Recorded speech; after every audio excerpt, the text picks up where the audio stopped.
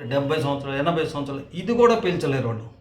వాళ్ళకి ఈ చిన్నపిల్లలకైతే ఏం ఉపయోగిస్తామో 1 సంవత్సరం నుంచి 5 సంవత్సరాల పిల్లలకు ఏం ఉపయోగిస్తామో ఈ ఇన్హేలరు, స్పేసరు, ఇది కాక నెబులైజర్ థెరపీ ఉంటుంది. అంటే ఏం లేదు, కరెంటుతో పనిచేస్తే నెబులైజర్ ఒక ఛాంబర్ ఉంటుంది. ఆ ఛాంబర్లో మందు వేసినామంటే వేపర్స్ వచ్చేస్తాయి.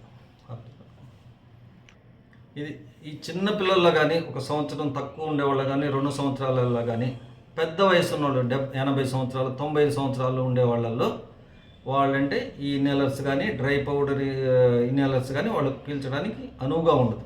అలాంటప్పుడు ఏం చేస్తామంటే ఈ రెస్పిరేటరీ సొల్యూషన్స్ అని దొరుకుతాయి. దాన్ని ఏం చేస్తామంటే అదే సేమ్ మందు లిక్విడ్ రూపంలో దొరుకుతాయి.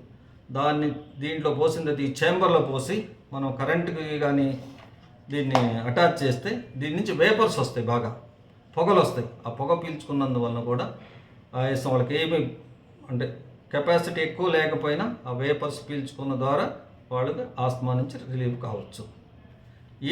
ఎందుకు ఈ ఇన్హేలర్స్ వాడటానికి చాలామంది వెనుకాడతారు? అపోహలు ఏంటి? ప్రజల్లో ఉన్న అపోహలు ఏంటి అంటే ఈ ఇన్హేలర్లు ఒక్కసారి వాడితే, ఇన్హేలర్ కానీ ఈ నెబులైజర్ కానీ లేకపోతే రొటాహెల్లర్ కానీ డ్రై పౌడర్ ఇన్హేలర్ ఒక్కసారి వాడితే వీటికి అడిక్ట్ అయిపోతాము, ఇంకెప్పుడు వాడాలి. అందుకని కొంతమంది మనం బాగా పేషెంట్ని ఎడ్యుకేట్ చేస్తే తప్పితే వాళ్ళు వాడడానికి ఇష్టపడట్లేదు. అది అపోహ, పేషెంట్లో ఉండే అపోహ. Sir నిజమేంటి sir? నిజమేంటి, వీటిల్లో మందు చాలా తక్కువ ఉంటుంది, అడిక్షన్ అయ్యేదైతే ఉండదు. మందు చాలా తక్కువ ఉంటుంది, మనకు అవసరమైన చోటే మాత్రమే ఈ మందు పనిచేస్తుంది. దుష్ఫలితాలు చాలా తక్కువ ఉంటాయి.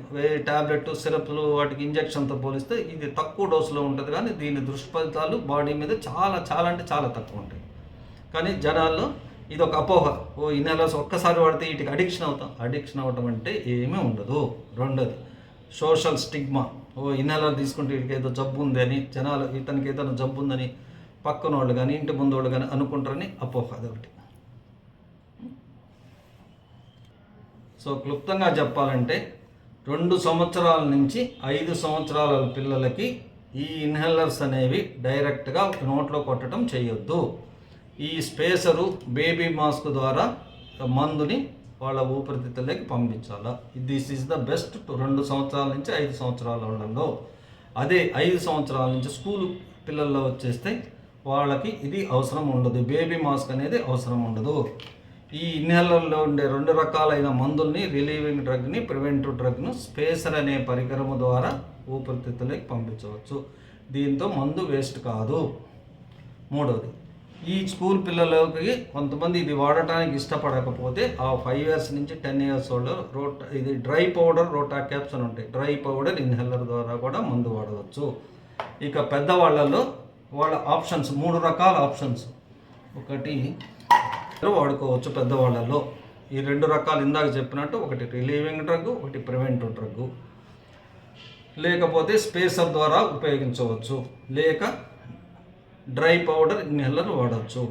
ఇవి అన్నీ కాకుండా ఏ ఏజ్ గ్రూప్లో వాళ్ళైనా, ఎస్పెషలీ పిల్లల్లో కానీ పెద్ద ఓల్డ్ ఏజ్లో కానీ ఈ నెబులైజర్ మిషన్ ద్వారా మందు తీసుకోవచ్చు. Next coming to the pregnant వాళ్ళలో ఆస్తమాని చాలామంది వస్తుంటారు.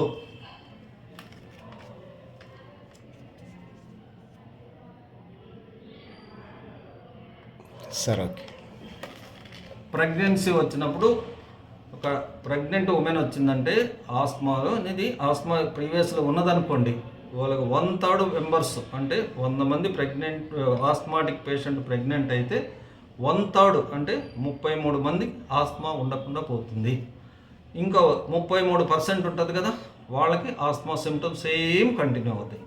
ఇంకా 33% ప్రెగ్నెంట్ వాళ్ళలో ఆస్మా ఉండి ప్రెగ్నెన్సీ వచ్చిన వాళ్ళ ఆ సిమ్టమ్స్ అనేది సివియర్గా ఉంటుంది. అందుకని ప్రెగ్నెన్సీలో ఒకసారి ప్రెగ్నెంట్ అయిన తర్వాత ఈ మందులు బిడ్డ మీద ఏమైనా ఎఫెక్ట్ అవుతాయని ఇన్హేలర్స్ బంద్ చేస్తుంటారు. ఈ ఇన్హేలర్స్ బిడ్డకి ఎలాంటి ప్రమాదము ఉండదు. ప్రీవియస్గా నువ్వు ఏమైతే రకాలైతే ప్రివెంటివ్ డ్రగ్, రిలీవింగ్ డ్రగ్స్ వాడుతున్నారో అవి సేమ్ కంటిన్యూ చేయొచ్చు. ప్రెగ్నెన్సీ కన్ఫర్మ్ అయినప్పటి నుంచి డెలివరీ వరకు ఇన్హేలర్స్ వాడటం వల్ల బేబీ గ్రోత్ కానీ అన్నీ బాగుంటాయి.